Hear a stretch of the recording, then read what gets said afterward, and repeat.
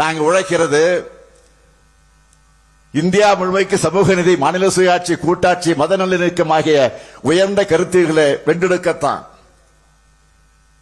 அதனாலதான் நம்முடைய கழகத்தினுடைய எம்பிக்கள் எல்லாரும் மக்களவையில, மாநிலங்களில் எடுத்து வைக்கக்கூடிய வாதங்கள் இந்தியாவையே காப்பாற்றக்கூடிய அளவுக்கு அமைஞ்சிருக்கு.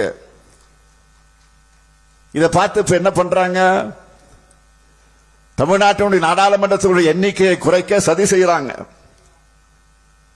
தொகுதி மறுசீரமைப்பு என்ற பெயரில் மிகப்பெரிய சதி நடக்க இருக்கிறத முதல்ல உணர்ந்து அரசுக்கு எதிராக குரல் கொடுத்த மாநிலம் தான் நம்முடைய தமிழ்நாடு. வரவிருக்கக்கூடிய மக்கள் தொகை கணக்கெடுப்பு அடிப்படையில் மேற்கொள்ள போற தொகுதி சீரமைப்பு நம்மை போன்ற மாநிலங்களை வெகுவாக பாதிக்க போகுது. மக்கள் தொகையை பல்வேறு பல திட்டங்கள் மூலமா கட்டுப்படுத்தின நம்மை போன்ற மாநிலங்கள் நாடாளுமன்ற தொகுதியில் எண்ணிக்கையை பெரிய அளவில் இழக்க நேரிடும். இதே போல தென் மாநிலங்களும் தங்களுடைய தொகுதிகளை எண்ணிக்கையை இழப்பாங்க. உடனடியாக இது தொடர்பாக அனைத்து கட்சி கூட்டத்தில் கூட்டின அந்த கூட்டத்தில் எடுக்கப்பட்ட முடிவின்படி இதுபோல பாதிக்கப்படுகிற எல்லா மாநிலங்களையும் இணைச்சு சென்னையிலே ஒரு கூட்டம் கூட்டப்பட்டுச்சு.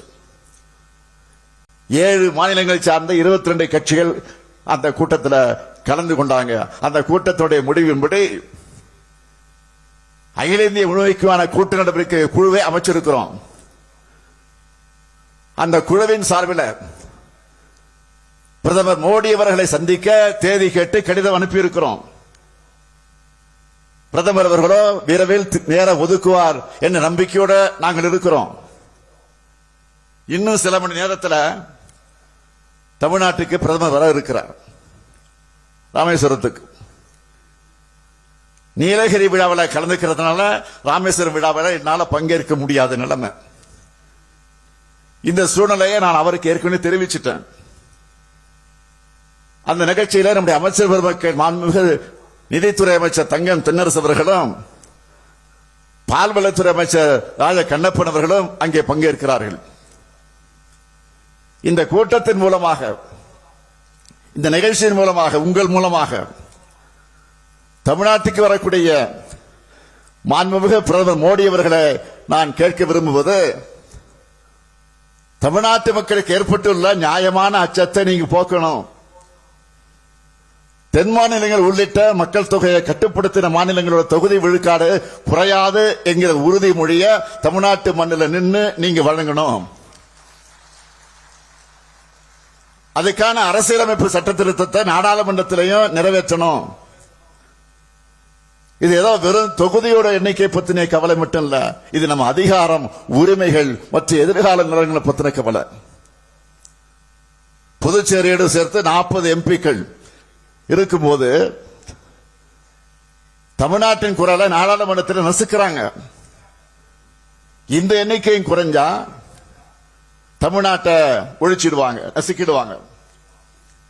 இந்தி திணிப்பு, நிதி ஒதுக்கீடு மற்ற சிறப்பு திட்டங்கள்ல தமிழ்நாடு புறக்கணிப்புன்னு நம்ம எம்பிக்கு நாடாளுமன்றத்தில் நம்ம மாநிலத்துக்காக மட்டும் இல்லாம ஒட்டுமொத்த இந்தியாவுக்காகவும் பேசுறாங்க. அதனாலதான் நம்ம வலிமையை குறைக்க பாஜக துடிக்குது. டிவி ஆன் பண்ணா, யூடியூப், சோசியல் மீடியாக்கள்ல போனா நம்ம உறுப்பினர் பேச்சு தான் எல்லா இடத்திலையும் ஒலிக்குது.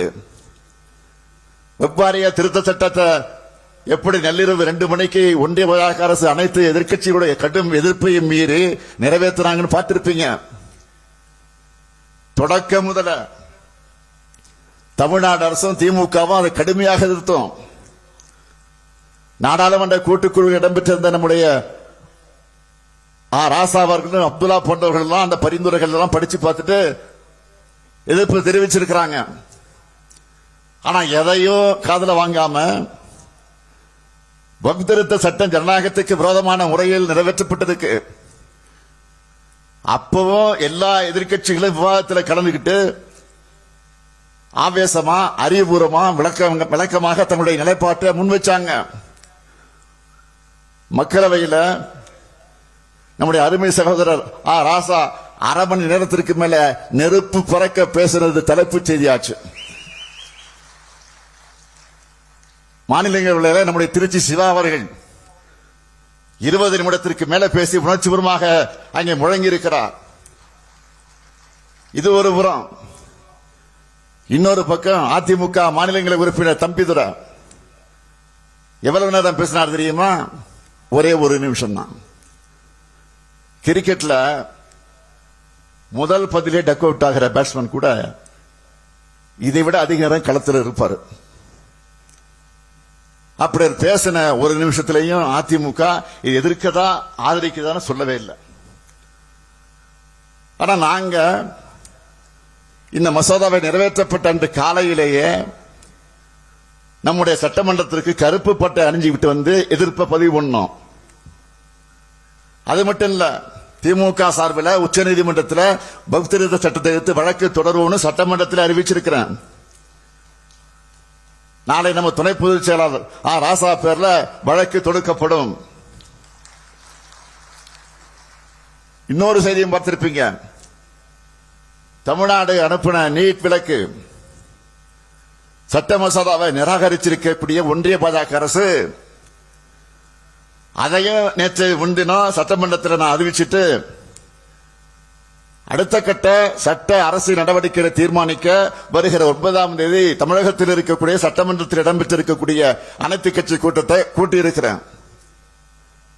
ஆனா எதிர்க்கட்சி தலைவர் பழனிசாமி அவர்கள் என்ன பண்றாரு?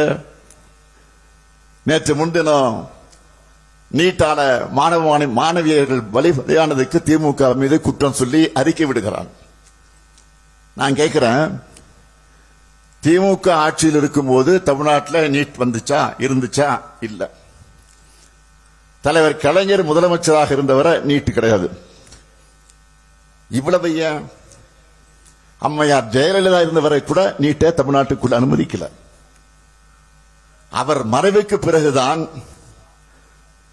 ஓ பன்னீர்செல்வமும் எடப்பாடி பழனிசாமியும் பாஜகவுக்கு பாதம் தாங்கிகளாக இருந்து இதை அனுமதிச்சாங்க. இதுதான் உண்மை.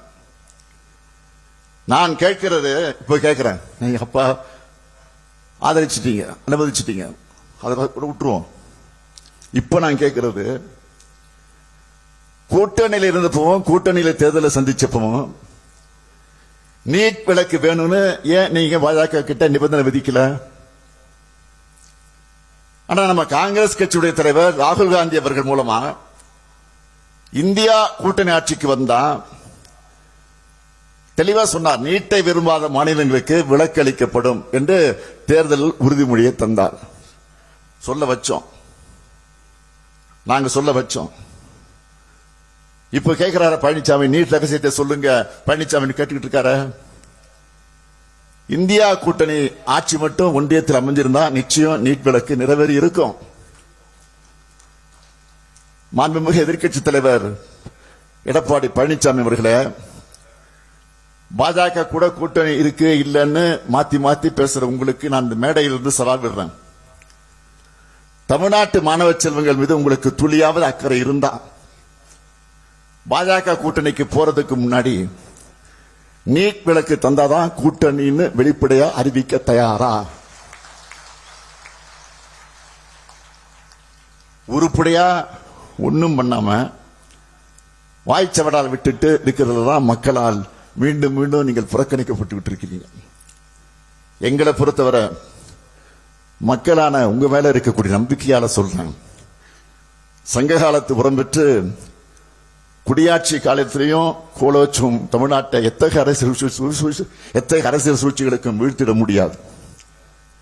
இந்த முத்துவேல் கருணாநிதி ஸ்டாலின் வீழ்த்தவும் விடமாட்டான். தமிழ்நாடு போராடும், தமிழ்நாடு வெல்லும். விடைபெறுகிறேன். நன்றி, வணக்கம்.